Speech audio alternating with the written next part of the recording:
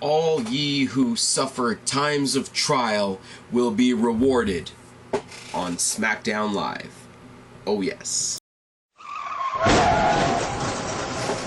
What's going on, everybody? It's your buddy, it's your pal Spaz Phoenix, the YWC Reality Check, here with your September 20th SmackDown Live Go Home. Wait, it's not a Go Home SmackDown. There's not a SmackDown pay-per-view this weekend, but this was more of a Go Home show for No Mercy than Raw gave us last night for the cock. Oh yes.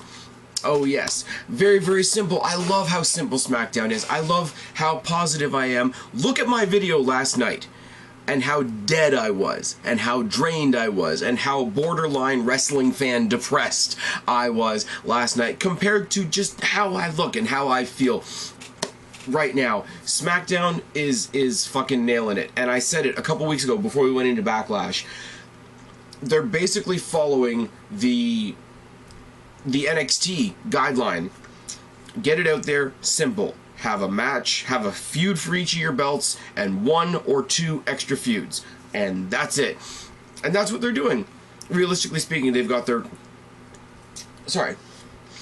world title match, their intercontinental title match, their tag title match, their women's title match, and 1 or 2 little extra things. And that's basically what they're doing. Daniel Bryan came out for the first ever SmackDown Women's Championship match contract signing for No Mercy between Becky Lynch, between Alexa Bliss. He makes the obvious joke, you know, we're not going to do it the way they do it on Raw, we're going to keep this civil. Becky and Alexa Bliss come down to the ring. Becky's prepared to a fight. Well, Becky says she's prepared for a fight, while Alexa Bliss looks like she's preparing more for a pageant, and Alexa Bliss says Becky really doesn't fit the role of champion. She fits the role of somebody who's going to succeed once and then fail miserably, going back to being the lovable loser, which gets a huge Becky chant from the crowd, you know. Alexa Bliss says she's born to be champ. You know, Becky Lynch goes ahead and says, yeah, you were born to be champion. That's cool. That's fine. Whatever. I wasn't. I was born to live in a shack in the middle of Ireland somewhere, and I fought to be champion, and that's why I've got the championship. I want this more than you. Roddy, rah. A little bit more bickering. Not too long. They really did get right to the point. Alexa Bliss, you know, clocks Becky Lynch in the face with the clipboard and then tosses the table at her. They brawl up the ramp. Becky Lynch comes back to the ring, gets her belt, poses with the belt, and that's the end of the segment. Tickety-poo, no bullshit. In the back, Miz confronts Daniel Bryan because, you know, all weekend long over social media they were doing the whole, you know, Miz is holding the Intercontinental Championship hostage. Is he going to show up on Raw last night? Which, let's be real, would have saved the show. But they've got their contract. You know, Miz has a brand new contract as the Intercontinental Champion. He's staying with SmackDown. He's staying with SmackDown with Maurice and his belt and all that sort of thing. It's all good. Miz confronts Daniel Bryan in the back tonight because he sees that he's given Ziggler yet another chance at the Intercontinental Championship. Tonight, see, this is a thing that Raw could learn from, you know, where you built up Roman Reigns towards Rusev by having Reigns try to constantly go for another belt. Here's Ziggler, who has now tried 3 times to get the belt that he's getting the match for. Little thing, he starts protesting that he doesn't think Ziggler deserves another chance, but Bryan says if you read your contract carefully, you would have seen the fine print that says if you do not defend your Intercontinental Championship, your contract is null and void. Nice, simple, we're running the little threads together for the Miz and Bryan thing, which people are bitching about as if it's not happening, which it is. Usos fight the returning American Alpha, and this was just... I love heel Usos. I love that they got rid of the paint. I love that, you know, they come out and they're still dressed kind of ridiculously, but they're dressed in such a way now that they're assholes and they're full of themselves and they think they look cool. Whereas when they came out before and all the bright colors and the board shorts, and WWE wanted us to actually think they were cool, if that makes sense at all. Anyways, double leg and a ground and pound by Gable immediately, and he follows it up with a leg lace. They do this thing all throughout the match. They took out Jordan's legs, or sorry, not Jordan, Gable's legs several weeks ago, took him out of the tournament. So they work on the Usos' legs basically this whole match. The story of this match is legs. The psychology is fucking wonderful. Jordan tags in, knee drops the knee, and then puts on a leg lock of his own. They do the roll-through double-team wishbone by the Alpha, and they do stereo drop kicks, which is their typical shtick. Forearms to both Usos by Gable, and a trip by Jay. A super kick to the rope-trapped knee by Jimmy, and this is where things go all south. Jay trips him up in the rope, but he's got his leg. The brand new, previously injured knee caught up in the leg, and Jimmy hits a super kick to the trapped knee. Fucking brilliant. Commercial break. Come back. We get a leg drop from Jay and a leg lock. Suplexes into the ropes. Legs first. It's fucking great. Mudhole stomp, but it's not a typical mudhole stomp. It's a mudhole stomp on the knee. Usos get tossed out. Rolling knockdowns by Jordan into front slam. Belly-to-belly suplex by Jordan on both Usos. You know, suplex for you, suplex for you. Kind of like watching Oprah. Everybody gets a suplex. It's all good. Super kick by Jay, splash by Jimmy. Exploder by Jordan, and another super kick by Jimmy. Gable is on the apron, waiting for the tag when his knee gives out, and you have this awesome moment where Jordan, who needs to tag out, is reaching desperately towards his partner, but he sees his partner buckle in the corner. He says, "Are you good? Are you good?" And then he waves his partner off. He says, "No, I've got this." Super kick by Jimmy. Jay chop blocks Gable on the outside to pose a distraction. Double super kick by the Usos and a splash get the win for the Usos. And I didn't hear at the beginning of this match, maybe I missed it, but apparently this was a #1 contenders match. So the awesome new revamped heel Usos go on to No Mercy to fight Rhino and Heath Slater. Now that they've brought this story full circle and Slater's got his contract and Rhino is going to go off and do politics soon, I don't see any reason why the Usos don't pick up the titles at No Mercy. But that's a thing. As we come back from commercial break, the Usos threaten Rhino and Slater in the back. They bash Slater's kids. They suggest that they hand over the belts so that they don't get hurt. Or would you like me to take out your knee as well? I like the MO. I love the MO. Their MO is very specific. It's like it's as specific as Triple H's sledgehammer. You fight us, we're going to break your leg. What they did to the American Alpha the very first time they did it was the most impactful. That dirty stomp to the back of the knee, and then they locked up one knee and splashed the other. It's fucking great. It was great in that moment. I will say, a couple weeks ago during the tournament when they had the one leg locked up and the other one got splashed, and Gable. And I don't mean this in a bad way. He was trying to sell the fact that both of his legs were hurt, and it was almost for a split second like he didn't know which leg to sell. I don't mean that in a bad way. It's that momentary, I've just been injured, oh my god, which leg is actually fucked up more? That's fucking brilliant. We had Apollo Crews versus Baron Corbin. Again, I know, repeating a match that didn't really happen last week, in all fairness, but the real story, rather. Sorry, I've got my... I don't know if you guys can hear it, but I got a fan running in the back. My AC is on the fritz right now, so it's fucking warm. So not only do I have a fan running behind me, I've got pages ruffling for me over here. So if I'm over here doing a little thing that doesn't look like anything, that's what's going on there, just in case anybody was wondering, which you're not. Let's move on. The real story is Jack Swagger on commentary, because we know they're building something between Swagger and Corbin. Swagger's on commentary. It doesn't really take away from the match. It doesn't add anything to the match. He's just there because we know where they're going with this already. But Apollo Crews and Baron Corbin, kind of aggressive for a short match. Shoving match escalates to trading punches, escalates to trading knockdowns. They continue trading blows on the outside, and Corbin eats rail. Enziguri by Crews, which you don't expect from a guy put together like Crews. He's a big dude, you expect power moves, but the Enziguri is interesting like that. If you're an opponent, and you see a big guy and you're expecting big power moves and you get an Enziguri, you're not going to expect it. It's good. They go back to trading punches. Drop kick by Corbin, same thing goes. Corbin perches. He does a really cool thing. It's not like the best thing in the world. It's not like he rewrote the book of wrestling, but he drapes Apollo Crews' face down on the guardrail and just hits him with repeated forearm shots to the back of the head. Gets him in the ring, wraps his friggin' huge ass body around the bottom of the thing and starts kicking him, around the, I can speak, I swear, wraps Apollo Crews' torso around the ring posts. I'm getting used to the larger LED ring posts. I still don't think they look good, though. That's just my opinion. But he starts kicking him in the back so that his ribs are going into the post, and then he does the Jeff Hardy style pendulum drop kick off the second turnbuckle, which was, you know, for, again, it's like I said, for Crews, for a guy the size of Baron Corbin, it is interesting to see. Anyways, he traps the torso against thing, does the pendulum drop kick. He pulls him out of there, finally out of that trap underneath the bottom rope. I mean, it's all happening in the ropes, and I'm pretty sure it was for more than 5 seconds. So technically, if you want to say the referee should have counted him out, I can't really argue with you on that one. But he pulls him out. Crews is selling his ribs great, picks him up. End of days is elementary at that point, and the win for Corbin. Apollo Crews goes off and gets medical attention. Corbin comes out. They don't do anything. They don't do anything. They just plant the seeds. He's got a stare down with swagger, and you can barely hear it on the camera because he's not mic'd, and he just says, "You should have stayed on Raw." And yes, I'm aware. I might be the only guy that thinks this. The idea of a revamped Jack Swagger taking on Baron Corbin, even if it's on a kickoff, is mildly intriguing to me. They do another promo in the back with the Kurt Hawkins facts. Naomi gets interviewed in the back because she's going to be in a tag team match later on. I'm distracted because not only does she have a disco ball on her face, it looks like Spider-Man jizzed all over her outfit. Oh, yes. The chocolate flying camel toe of death has now got neon spiderweb on it. Oh, fuck me.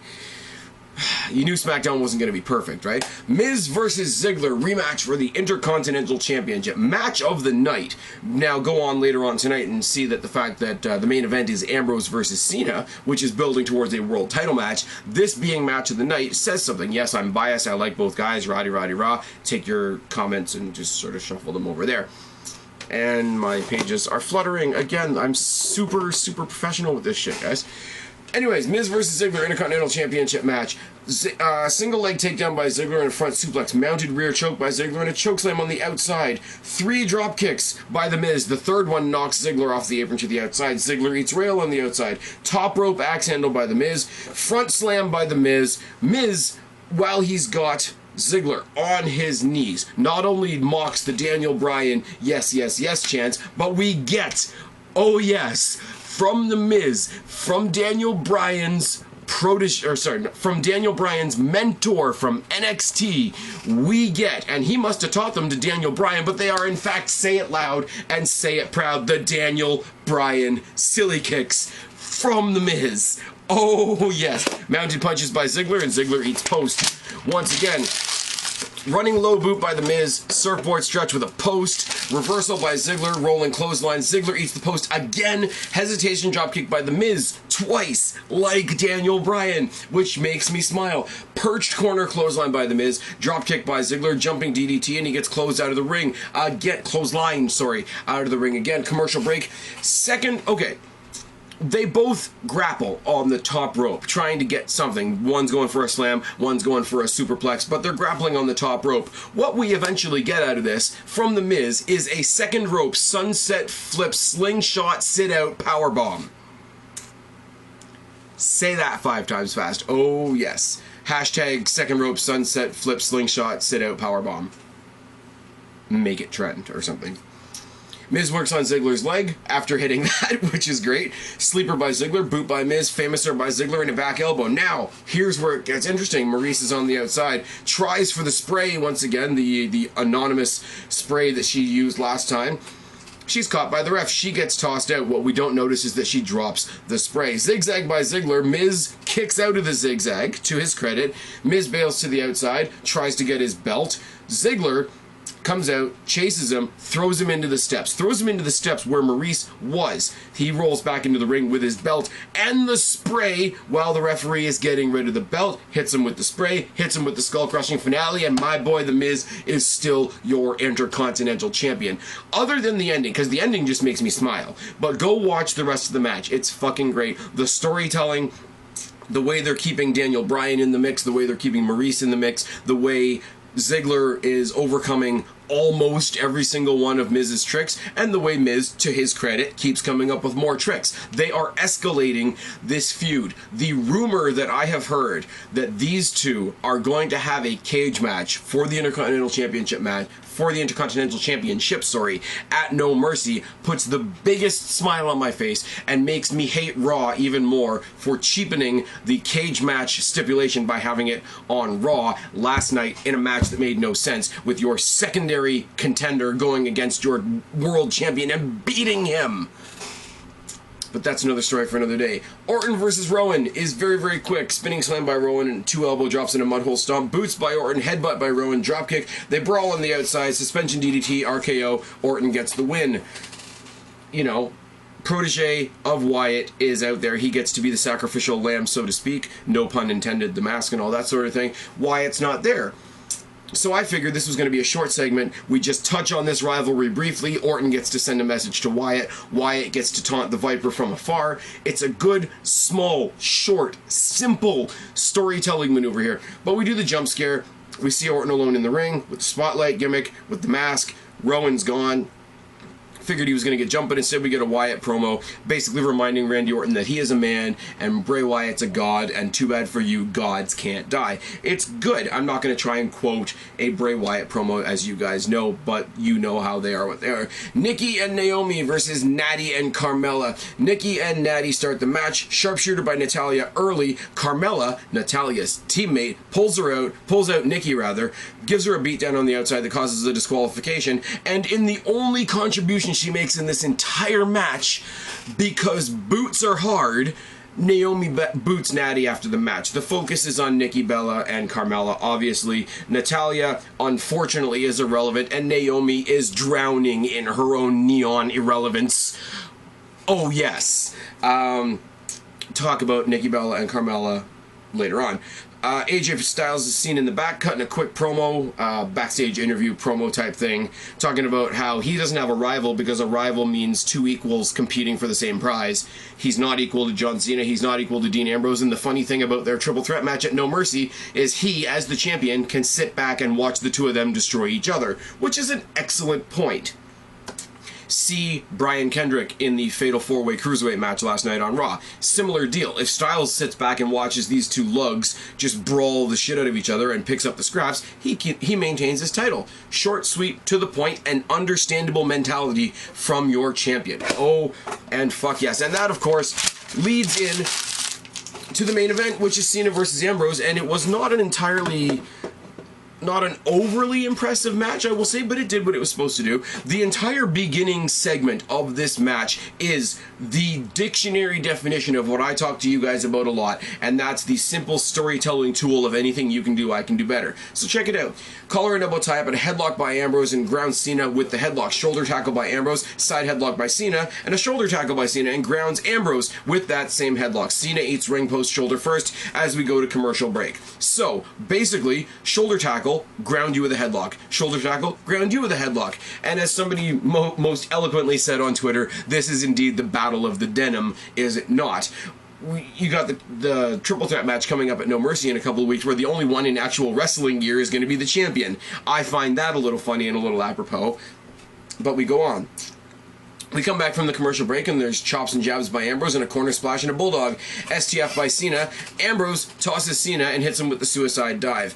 Now, I will say, neither one of these guys pulled this off very well, because basically it looks like Cena, and yes, I know, as the opponent in the ring, you're supposed to catch somebody who's doing a high spot, but he literally looks like he cradles Ambrose and puts him down. It wasn't super great. But Ambrose hits top rope crossbody, Cena rolls through and does the AA, which he does. Goes for a second AA that's countered into the Dirty Deeds. So anything you can counter, I can counter better. Continuing that same simple story. They trade punches, they trade finish attempts, and Ambrose gets a roll up out of nowhere win over John Cena. So everybody that says John Cena never puts anybody over, he put over AJ Styles. AJ Styles went on to become champion. He put over the former champion going into this match. So, as shitty as it is to say, and I know it's not the actual truth, don't get me wrong, but WWE is telling a story where the only one that hasn't gotten a victory is John Cena. So in this triple threat match for the WWE Championship, WWE is actually putting out the idea that John Cena is the underdog, which makes sense, because as much as I am looking forward to this match, as much as I think it's going to be a great match, if you want to be super nitpicky, John Cena didn't really do anything to be added to the match. I mean, it's John Cena. John Cena and the title picture are kind of synonymous. That's a thing. Whoever gets over in this match is going to get over even more because one of the people they beat was John Cena. John Cena ain't winning. He's going back to Fox or whatever to film American Grit. He's loaning his name to this match to put the other two over, which I think is fucking great. Does Cena walk on water? No, but when he's doing shit like this, I gotta take my hat off to the guy. Actually, I gotta put my hat on so I can take my hat off to John Cena. That's how that's going to go. But as Cena is doing... Cena has this one particular pose that he does when he loses a match. We saw it prominently when he lost to The Rock at WrestleMania, where he's sitting on the ramp with his hands on his on his knees, and he's just doing that unbelievable look. But as he finally gets up, phenomenal forearm, literally out of nowhere like an RKO by AJ Styles, right out of the fucking crowd, takes out John Cena, and then in the ring, a Pele kick takes out Dean Ambrose. So there's your champion. Taking a couple of seconds to remind everybody that he's a champion, remind everybody that he looks strong, and these two guys that just kick the shit out of each other think they can come and get my title in a couple of weeks. That's good. Bryan comes out to distract AJ Styles with the announcement that he has a match against Dean Ambrose next week with his title on the line, and that is the only reason that Dean Ambrose is able to hit a Dirty Deeds on Styles to end the show. Now, yes, we have a match coming up for the pay-per-view, Roddy Rob, but we do have to tie up the loose end that Dean Ambrose is owed a one-on-one title match. Now, this is kind of like the title match that that Ambrose and Rollins had before the Shield triple threat. It doesn't really matter because all three of them are going to be in the triple threat match at the pay-per-view. But in essence, Dean Ambrose is owed a one-on-one rematch, and they've tied up that loose end. Raw could take a lesson from this. You can still do whatever big match you want to do, but you have to tie up these loose ends. Fans notice this shit. And even Dean Ambrose said on Talking Smack, the only difference it's going to make for him going into the pay-per-view is he's going to have to bring in one extra bag because he's going to be the one carrying the belt into the arena, which I think is great. Now let's look at No Mercy, because we got all the shitty build last week on Raw talking about the cock that's this Sunday. Now let's talk about a pay-per-view that's even better built and is farther off. Now, potential matches. Carmella versus Nikki Bella. I can understand people not being too excited about that, but Daniel Bryan on Talking Smack teasing the idea as in, I'm going to have to go talk to Shane about this. Carmella versus Nikki Bella is going to be a no DQ match, which could be fun. It won't be a 5-star classic, but it could be really fun.